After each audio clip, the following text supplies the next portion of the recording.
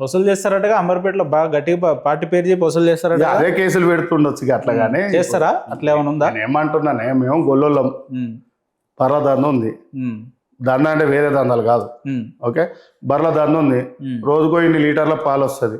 స్వచ్ఛంగా పాలు అమ్ముకొని బతికేటోళ్ళం. మేము మాటలు చెప్పేటోళ్ళం కాదు, మందిని ముంచేటోళ్ళం కాదు. మా అంబర్పేట నియోజకవర్గంలో మీకు ఎట్లా సాధ్యం అవుతుందన్న ఒక కార్ మెయింటైన్ చేయడం, 10 మంది కార్యకర్తలు, ఆఫీసు, ఇల్లు, పార్టీ కార్యక్రమాలకు మంచి వచ్చాడో ప్రోగ్రాంలకు పైసలు పెట్టుకోవాలి, ఎట్లా ఇన్కమ్ సోర్స్ ఏంది? చాలా మంచిగా చెప్పినాం. 3-4 తమ్ములు యుఎస్ లో ఉంటారు. నా ఫ్రెండ్స్ ఒక 10 మంది దాకా యుఎస్ లో ఉంటారు. నెలకు ఒక మనిషికి అక్కడ 1000 రూపాయలు అంటే ఇక్కడ 10,000. మా పాల దందా చేసుకుంటాం. దాని మీద నెలకు 2-3 లక్షల రూపాయలు వస్తాయి. వాస్తవంగా బర్ర దొడ్లు ఉన్నాయి మాకు. 2-3 లక్షలు వస్తాయి. మా అన్నో 1 లక్ష ఇస్తాడు నాకు. ఓకే, మా కిరాయిలు వస్తాయి. పాత ఇండ్లు కదా, మేము కబ్జాలు చేసి కట్టినాయి కాదు. 150-100 ఇల్లులు కదా, కబ్జాలు ఎవరు చేసి కట్టినా. నేను ఏమన్నానా, ఇప్పుడు నువ్వు అన్నావుగానే దాని మీద కలిసి వచ్చినాయి. ఓకే, మేము స్వచ్ఛందంగా బిజినెస్లు చేసుకున్నాం. అంటే చిన్న చిన్న కన్స్ట్రక్షన్ బిజినెస్ చేసుకొని ఏదో 10 ఫ్లాట్లు 5 ఫ్లాట్లు కట్టుకొని 1 ఎకరం 2 ఎకరాలు తీసుకొని వెంచర్ చేసుకొని బతుకుతున్నాం. రియల్ ఎస్టేట్ దందా అంటారు ఇక.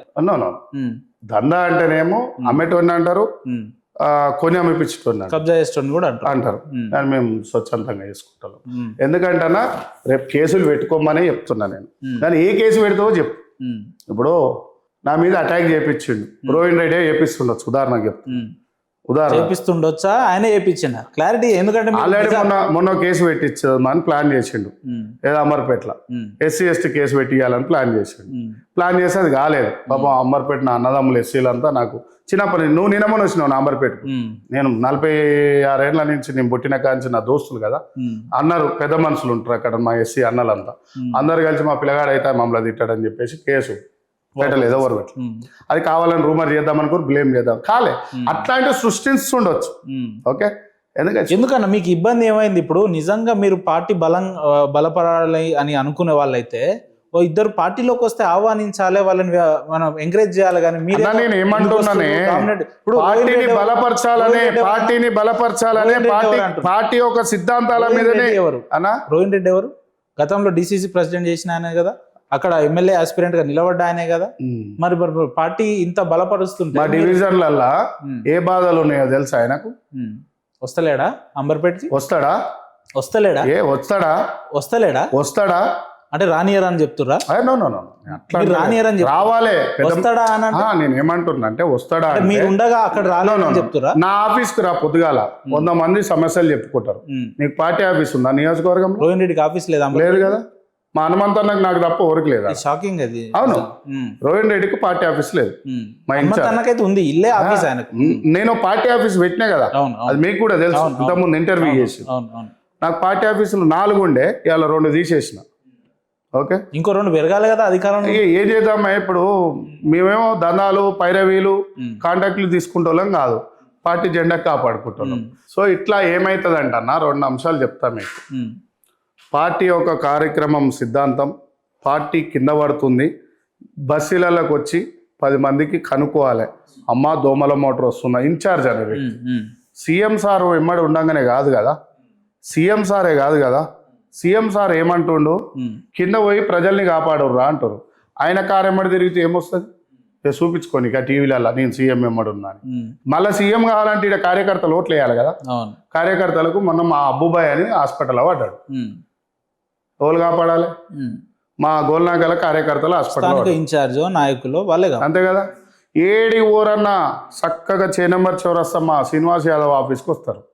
అవలగాడు ఒకడు ఉంటాడు ఆడ ఎప్పుడు 24 గంటల ఆఫీస్లో ప్రజల కోసం. ఈ పిచ్చినా కొడుకు ఉన్నాడు, ఈయన కోసం మేము పోయి పని చేయించుకోవాలి, ఓట్లు అయితే వేరే టోన్కి వేయాలని పోతాం. ఓకే, అవి వేసినా పర్వాలేదు, నేను పని చేస్తా పార్టీ కోసం. ఓకే, ఈ ఇబ్బంది స్టార్ట్ చేసిరన్నా. ఆల్రెడీ ఈ పెయిన్ ఎందుకు వచ్చిందంటే కార్యకర్తలకు ఇలా మా అనుకున్న వ్యక్తులు, గండ్ర సత్యనారాయణ ఎమ్మెల్యే గారికి చాలా కష్టపడ్డ వ్యక్తులు ఉన్నారు. నేను నా ఆఫీస్కి వచ్చి కలిసిపోయారు. జనగాం జిల్లాలో మోసపోయిన వాళ్ళు ఉన్నారు, వాళ్ళు వచ్చారు. వనపర్తి నుంచి వచ్చారు. ఒక రెవల్యూషన్ లాంటివి ఏమైనా తీసుకొస్తురా స్టేట్ మొత్తం? అంటే నేను ఏమంటున్నా, నేను మాట్లాడే నిజాలు వాళ్ళ గుండె లోపల ఉన్నాయి, వాళ్ళు చెప్పాలనుకుంటారు, చెప్పలేకపోతున్నారు. అన్న వాస్తవం ఇది, వాస్తవంగా మాట్లాడుతున్నావు నువ్వు, అలాగే నచ్చితేనే కదా నా దగ్గరకు వచ్చేది. దగ్గర ఒక 2-3 వేల మంది కార్యకర్తలు అంటే జెడ్పీటీ స్థాయిలో వచ్చి కలిసిపోయినారు. ఇక నేను ఏం మాట్లాడాలి? ఎంపీపీ స్థాయిలు, కౌన్సిలర్ల స్థాయిలు, కౌన్సిలర్లు అయిన వాళ్ళు రేపు హైదరాబాద్లో గ్రేటర్ 3 మేర్లు కొట్టాలి మేము కాంగ్రెస్ పార్టీ. అవుతుందా? ఇట్లా ఉంటే అవుతుందా అంటూ? ఇట్లుంటే ఈ 4 సీట్లు కూడా రావు. మీ పార్టీకి మీరే డౌన్ చేసుకో. అవునన్నా, ఇప్పుడు నేను ఒక్కనే కష్టపడుతున్నా. ఇప్పుడు మలక్పేటలో ఎల్బినార్లో 2 కష్టపడతారు. 2తో ఏమవుతుందన్న? నువ్వేం చేయాలి? సాయంత్రం కాగానే ఇన్ఛార్జీలు అంటే వాళ్ళు దోమల మోటార్ పని చేయాలి. దోమలు బాగా ఎక్కువైనాయి హైదరాబాద్లో, వాస్తవం ఎక్కువైనాయి. ఉన్నది. రెండోది, మా అంబర్పేటలో చూద్దామంటే దోమలు ఎక్కువ ఉన్నాయి, ఇప్పుడు బరాబర్ వచ్చినాయి. తర్వాత ఏం చేయాలన్నా? స్ట్రీట్ లైట్లు. మా అలికేఫ్లో బ్రిడ్జ్ కట్టబట్టి మీరు చూస్తారో లేదో దిల్సినార్ పోయేది 5 ఏళ్ళు అయిపోయింది అన్నది. కేసీఆర్ ఈడే వేస్తలేరు, ఇంకో బ్రిడ్జ్ వేస్తారు. ఎంత ప్రజలు నా ఆఫీస్ ముందడ కరెంటు లైన్ వేసిరు. పుష్కున నేను అడిగింది అనుకో బెదిరించిన అంటారేమో అని అడుగుడు కూడా బంద్ చేసిన. అది 2 నెలలు అయింది. ఆ రోడ్ ఇంతనే 3000 బంద్ చేసిరు. ఉప్పల్ వే బంద్ చేసిరు, దిల్సునార్ వే బంద్ చేసిరు, జిందాతిల్ మస్ బంద్ చేసిరు, చే నెంబర్ బంద్ చేసిరు. ఎటు పోవాలన్నా ప్రజలంతా? అది కూడా నా సోయి ఉందా వాళ్ళకోమని? ఇలా బాధాకరమైన విషయం ఏంటంటే, నేను చెప్పదలుచుకుంది ఏంటంటే, రేవంత్ మీద కోపమో, రోహిణి మీద కోపమో, వేం నరేందర్ రెడ్డి మీద కోపమో కాదు. మీరు ఒకటై మీ 10 మంది కలిసి సీఎం వెంబడి తిరగడం వల్ల పార్టీ ఖరాబ్ అవుతుంది. కార్యకర్తల్ని పట్టించుకుంటలేరు. మన అసలు కాంగ్రెస్ కే సముద్రం అనే ఎం నరేందర్ రెడ్డి సొంతం జెడ్పీటీ స్థానం ఓడిపోయిన ప్లేస్ అది. ఇలా డైరెక్ట్ తీసుకొచ్చి రాజ్యసభలో కూర్చోబెట్టినాం. సార్ మాజీ ఎమ్మెల్యే కదా, మీరు జెడ్పీటీసీ ఓడిపోయారు అని చెప్తారు కానీ ఓడిపోయింది కూడా చెప్పాలిగా. నేను డబ్బా కొట్టేటోని కాదు కదా, డబ్బా కొట్టేటోని అయితే ఈడెందుకు కూర్చుంటా? అసలు నిజాలు ఎందుకు చెప్తానే? ఓకేనా? వేం నరేందర్ రెడ్డికి రాజ్యసభ ఇచ్చినాం, థ్యాంక్ యూ. అవునా?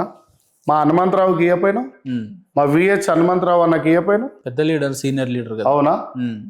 ఇట్లనే తీసుకుంటూ పోతే ముసల్తనానికి ఇలా కేశవరావు సార్ని తీసుకొచ్చినాం. పొన్నాల లక్ష్మి ఏం తీసుకురాకపోయినా వీళ్ళకి. అవునా? ఇలా సోమశేఖర్ పాపం మీకు తెలుసు ఎంత కష్టపడ్డాడు, ఎన్ని పైసలు ఎన్ని ఆస్తులు అమ్ముకున్నాడు.